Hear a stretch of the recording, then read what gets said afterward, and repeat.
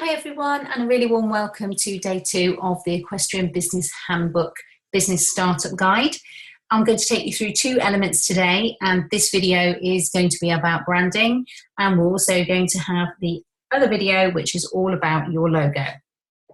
So what is branding? Branding is so much more than just colours and a logo. It has to clearly represent you and your business, but it also has to be attractive to your ideal customer.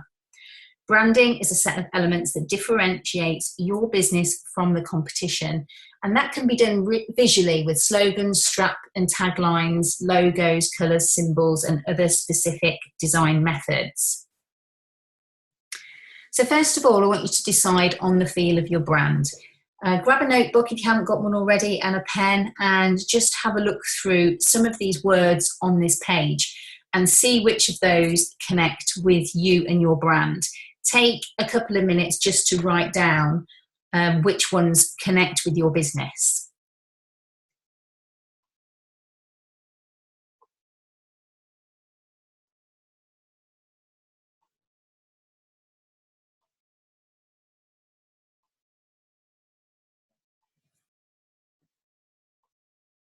Okay, hope that helped. So now you've got those words that are connecting to your business, have a little look at them, and let's then have a dip into brand colours. So you might have selected something on there. I mean, your business may, for example, be a massage business, and there's a few different colours you could use in and around that, but the most popular one for obviously healing is blue and like green and so on. So always have a think about how those colours connect. What are the first colours that spring to mind for you surrounding those words that you've already selected? Becky put a fantastic file into your email training today, and that is all about the different brand colours or different colours and the feelings that are connected with those colours. What I find really useful is to create a mood board on Pinterest, pinterest.com. That can really help you decide on your colours further. If you've not been on it before, basically what it is a website where people share images. You can click pins onto them and create a file for your own mood board. So think about your business and your ideal customer when you're looking through this, and see what images you like and the colours that you like. Just pin each one down into your new folder for your mood board on the colours that you like. And pretty soon you'll see a theme of colours that pop up. Now they may be really useful for you, for your new brand and your business. But what you've really got to think about, obviously, is your ideal customer. You know, bright pinks and, you know, sort of swirly patterns isn't necessarily going to connect with the older guys. So it all depends on who your target market is and what it is you're selling, of course.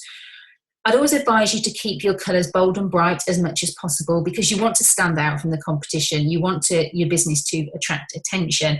But if you are a more subtle person and you really don't feel comfortable having sort of very strong, bright colours, and you wanted to use more muted tones, then make sure you just have a bolder accent colour. So something that will just ping out at people. If you're really feeling stuck with your colours, take a little look at the colour wheel chart. You've probably all seen this before, all the primary colours on a circle. Now you've got a few options here. You can pick out what we call a monochromatic colour scheme, which that slice taken out of the wheel there is the blues, and you can see the various shades available there of the blue. You can pick complementary colour scheme, which is the 2 segments opposite each other on the wheel. It can be any 2. And the analogous colour scheme, if I've said that right, can never pronounce that right. So 3 segments next to each other on the wheel, then can be any 3. I think you can see just by looking at that how they all sort of sit nicely with each other.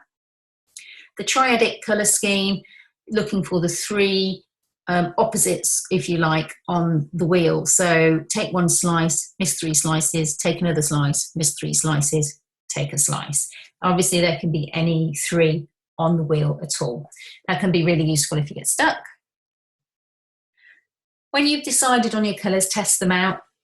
Create yourself a little test advert. You can do this on canva.com. We've got a full training on Canva coming soon, so you can create your own fantastic graphics.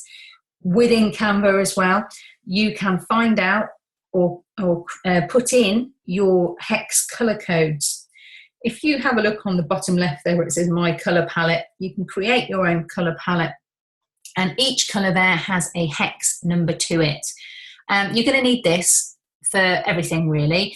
So if someone's creating your website for you, or you're doing it, or it's printing, or it's clothing, or whatever it is, you can give the person the hex code, or you can enter it into your software to make sure that you've got the exact code for your brand and got the right colours. You can see there that those colours work really well together. They stand out, they're strong, they're sharp, clean, and crisp. Now, make sure if you are using text over an area that you use colours of high contrast around the text so that they really stand out well. So once you've got your colour scheme together with your logo, just remember to get it out there and be seen. That's the whole point of it, to be seen and be recognised. Create continuity across all your platforms, all your social media, your email, your business cards, your website, your clothing.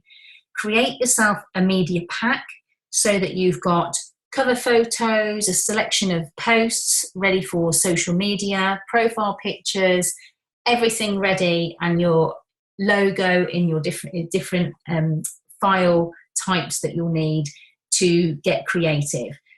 Most importantly, I would say, make sure you get it on your clothing. You would never ever see an unbranded racing driver or race car out there unless it didn't want to be seen. Have a little think about that for a minute. So this is how important it is, especially in the equestrian world where everything is so visual. And, you know, when you are out and about competing, or, you know, you're out and about locally, people then connect your face with the name so that people then start to remember you. So make sure it stands out really well on clothing. Have it as big as possible across the back of the logo, back of your jacket, for example, without looking gary. And make sure if you're using your logo on saddlecloths that it stands out well. We've had a problem with that in the past. Logo that we used for Forever Horse Team, we sort of fell across it really in the early days. It was brilliant. It did what it said on the tin, you know, and it was great.